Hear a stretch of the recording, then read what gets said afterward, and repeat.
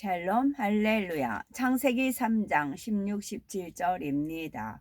또 여자에게 이르시되 내가 네게 임신하는 고통을 크게 더하리니 네가 수고하고 자식을 낳을 것이며 너는 남편을 원하고 남편은 너를 다스릴 것이니라 하시고 아담에게 이르시되 네가 네 아내의 말을 듣고 내가 네게 먹지 말라 한 나무의 열매를 먹었은즉 땅은 너로 말미암아 저주를 받고 너는 네 평생에 수고하여야 그 소산을 먹으리라.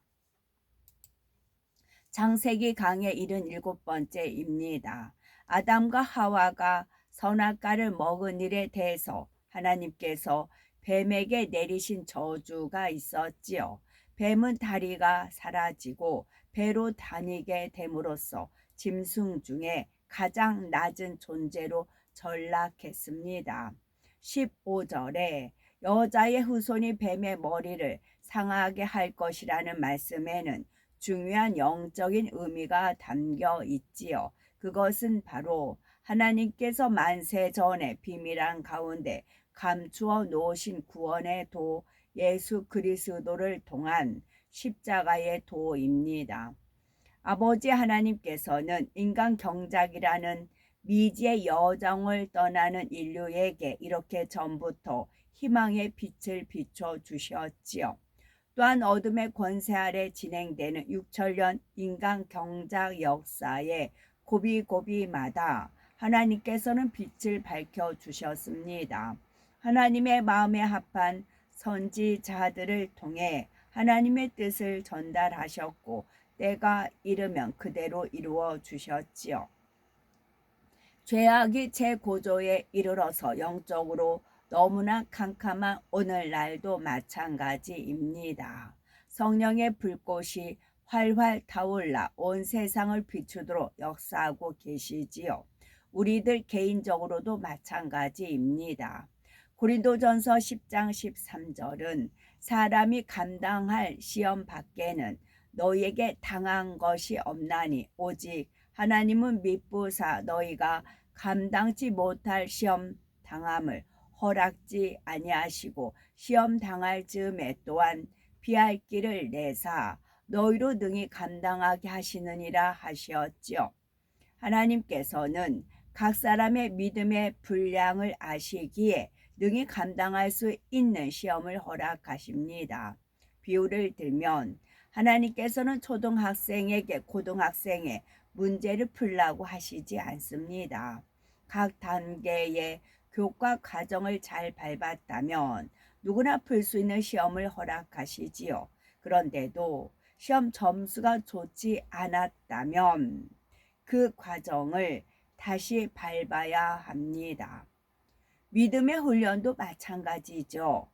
각 사람의 단계에 맞는 시험을 주셔서 통과하면 믿음의 단계를 높여 주십니다. 하나님께서 믿음의 시험을 허락하심은 떨어뜨리기 위함이 아니라 한 단계 높여 주시기 위함이고 또 축복을 주시기 위함입니다. 그러므로 우리는 어떤 믿음의 시련이 올 때 당황하거나 놀라지 마시고 능히 기쁨과 감사함으로 통과하셔야 되겠습니다. 이제 하와가 범죄한 대가로 어떤 벌을 받는지 살펴보죠. 16절에 보니 하나님께서 또 여자에게 이르시되 내가 네게 잉태하는 고통을 크게 더하리니 네가 수고하고 자식을 낳을 것이며 라고 말씀하셨습니다. 여기서 잉태하는 고통이란 여자가 아기를 잉태하고서부터 출산하기까지 받는 아픔과 힘듦을 가리킵니다. 그런데 이 고통을 크게 더하신다 하셨지요. 이는 하와가 에덴 동산에서도 아기를 잉태하고 출산했고 그때마다 고통받았음을 알려줍니다. 아담과 하와는 생육하고 번성하라 하신 하나님의 말씀대로 오랜 세월 동안 많은 후손을 낳았습니다. 당시 하와는 생령이었지만 아이를 낳을 때 통증을 느꼈지요. 물론 미미한 통증이었습니다. 하나님께서 생명의 존재들도 잉태의 고통을 약간 느끼게 하신 데에는 영적인 이유가 있었습니다. 아버지 하나님께서는 참 자녀를 얻기 위한 인간 경작이 끝나기까지 많은 아픔을 느끼십니다. 이처럼 생명의 존재들도 미약하게나마 잉태의 고통을 받게 하심으로 자녀는 거저 얻는 것이 아님을 느끼게 하셨지요. 이 고통이 범죄 이후에 크게 더해졌다 했습니다. 네가 수고하고 자식을 낳을 것이라 하신 대로 임신 중이나 출산할 때에 더 많은 수고가 따르게 되었지요. 또한 이 말씀에는 자녀를 기를 때도 더 많이 수고해야 한다는 의미까지 포함이 됩니다. 에덴 동산에서는 어머니들이 크게 수고하지 않아도 아이들이 잘 자랍니다. 질병 같은 해로운 요인이 없기 때문이지요. 모든 아이들이 우량아로 태어나서 가장 아름답고 멋있는 모습으로 쑥쑥 성장합니다. 그러나 이젠 상황이 바뀌었죠. 아담과 하와가 육의 사람이 되었고 그들이 사는 이 땅도 저주를 받았습니다. 아담과 하와는 수고하지 않으면 아무것도 얻을 수 없는 상황에 처했지요. 특히 자녀를 얻기 위해서는 얼마나 많이 수고하고 애써야 하는지를 절절히 느끼게 되었습니다. 비로소 아버지 하나님의 마음을 조금이나마 이해할 수 있게 된 것입니다. 그런데 자녀를 양육함에 있어서 사람들이 하는 수고는 아버지 하나님께서 하시는 수고와 비교할 수가 없습니다. 사람들은 자기 자녀를 낳아 장성하기까지 20년, 30년 수고하면 되지요. 물론 평생 자녀 때문에 마음을 쓰게 되는 분도 있습니다. 아버지 하나님께서는 인간 경작이 시작된 이후 지금까지 참 자녀를 얻기 위해 애쓰고 계십니다. 이사야 49장 15절은 여인이 어찌 그 젖먹는 자식을 잊겠으며 자기 태에서 난 아들을 긍휼히 여기지 않겠느냐. 그들은 혹시 잊을지라도 나는 너를 잊지 아니할 것이라 하셨습니다.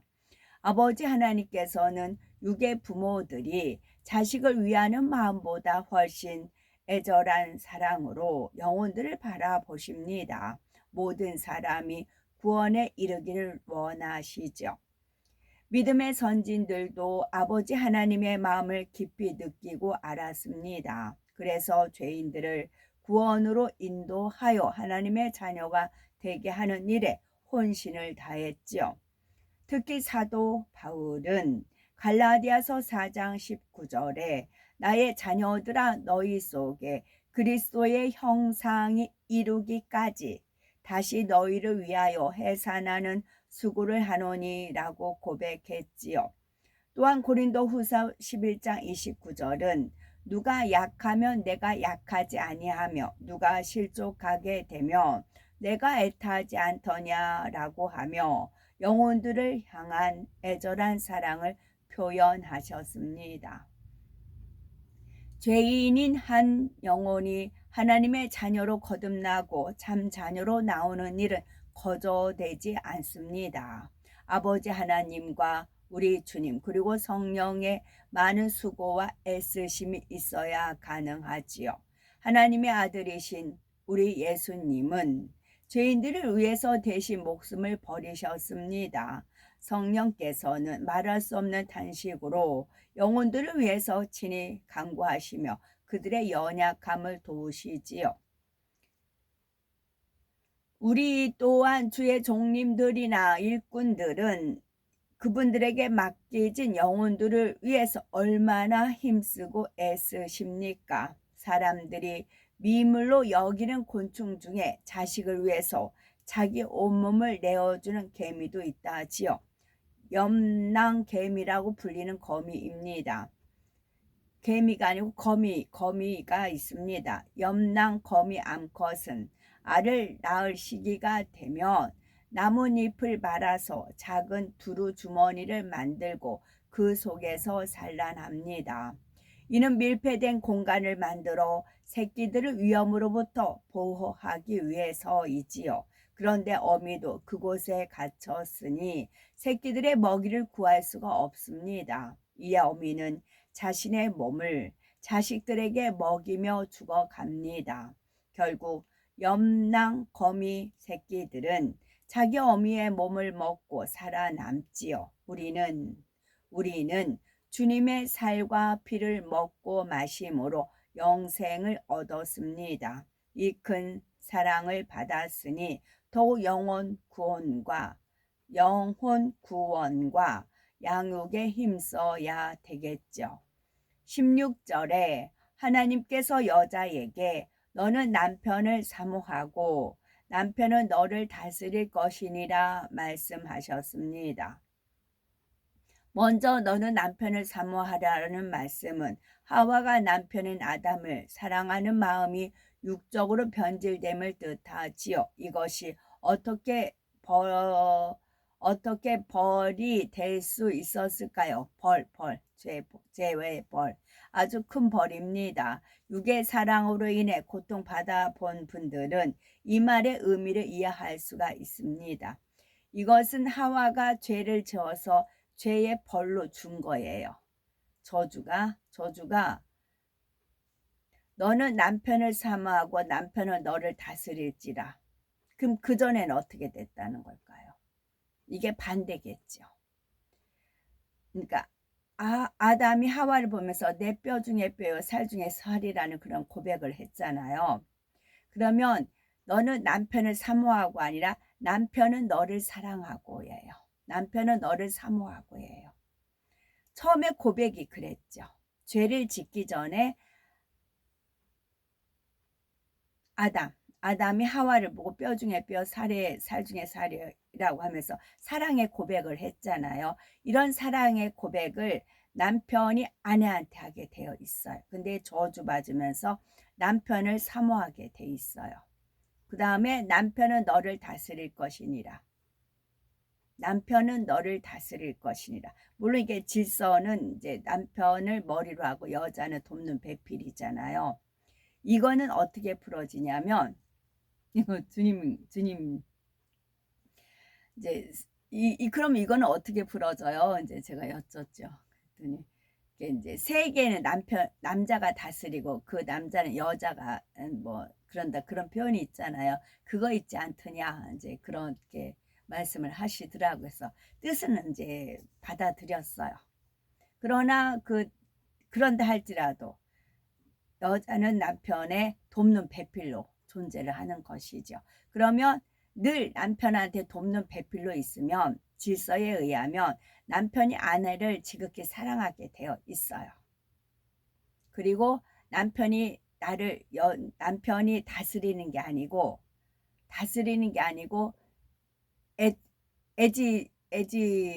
하여튼 사랑하게 되어 있어요. 뭐라고 하죠? 하여튼 사랑하게 되어 있어요. 끔찍하게 사랑하게 돼 있어요. 그렇게 돼 있어요. 원래는. 그래서 가정의 질서를 바로 잡히고 하면은 이런 게 돼요. 그러니까 남편은 아내를 사랑하고 아내를 다스리는 게 아니라 아내를 끔찍히 여기고 위해 주는 거죠. 아내는 그런다고 기고만장하는 게 아니라 남편 머리 위에 가서 상투 잡고 흔드는 게 아니고 그러면 원수마귀 사단에 또 올감에 걸리는 겁니다. 이제 돕는 배필이 되는 것이지요. 여기서 육의 사랑으로 인해서 고통받아 분들은 이 저주가 어떤 말인지 안다는 겁니다. 비유를 들면 남녀가 사랑하여 결혼을 합니다.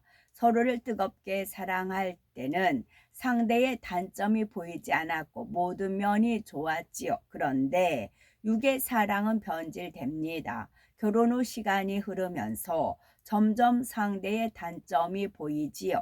자신의 상대의 유익을 구해주기보다 상대가 내 마음에 맞춰주길 바랍니다. 상대도 이와 같은 마음이지요. 그래서 서로가 자신의 변한 줄은 모른 채 상대가 변했다고 생각합니다. 의견 충돌이 생기고 마음이 상하는 일도 일어나지요. 서운해합니다. 슬퍼집니다. 상대로 인해서 짜증이 나고 화가 나기도 하지요. 한때 매우 사랑했던 사람과의 사이에서 이런 일이 생긴다면 얼마나 당황스럽고 충격적이겠습니까? 마음의 상처도 크게 받지요. 아담과 하와도 육의 사람이 되면서 사랑도 육적으로 변질되었습니다. 하나님께서 선악과를 먹은 일에 대해 물으셨을 때 아담은 그 책임을 하와에게 돌리려 했지요. 아담이 하와를 변함없이 영으로 사랑했다면 하와의 허물을 덮어주려 했고 그의 약점을 감싸주려고 했을 겁니다. 그런데 오히려 자신이 잘못한 이유는 아내 하와 때문이라고 말했지요. 만일 하와라도 변함없는 영의 사랑을 가졌다면 나로 인해서 내 남편까지 공경에 처했구나라고 하며 자숙했을 겁니다. 그러나 그런 모습이 아니었지요. 마치 자신도 피해자인 것처럼 뱀이 자신을 깨었기 때문이라고 둘러댔습니다. 자, 이것이 범죄 직후의 아담과 하와의 모습입니다. 그러니 육의 공간이 지구에 와서 살면서부터는 얼마나 더 빨리 육으로 변질되겠습니까? 서로를 위해주고 섬겨주려 하기보다는 자기 유익을 구하고 섬김받으려 했겠죠. 이에 하나님께서는 아담과 하와 사이에 정확한 질서를 세우십니다. 바로 하와에게 남편은 너를 다스릴 것이니라 말씀하셨지요. 물론 그전에도 아담이 주체요, 하와는 아담의 지체라는 질서가 있었습니다. 그런데 이제는 질서의 개념이 달라졌지요. 남편은 강자의 위치에서 약자인 아내를 힘으로 다스릴 수 있다는 육적인 질서가 잡힌 겁니다. 진리를 알지 못하는 육적인 부부들의 관계가 그런 걸 볼 수가 있지요. 남편은 아내를 마치 소유물처럼 여기며 자기 마음대로 조정합니다. 세상의 남편들은 자신의 아내를 꽉 잡고 있다는 사실을 굉장히 자랑스럽게 여긴다고 하지요. 그래서 아내가 말을 듣지 않으면 무섭게 큰 소리를 내서라도 자기 뜻에 굴복시키려 합니다. 심지어는 폭력을 행사하기도 하고요. 아직 남편이 하나님을 믿지 않아서 이런 모습을 보이는 가정이 있습니까? 이런 남편이라도 아내가 영으로 사랑한다면 그 사랑의 힘으로 남편이 바뀔 수 있습니다.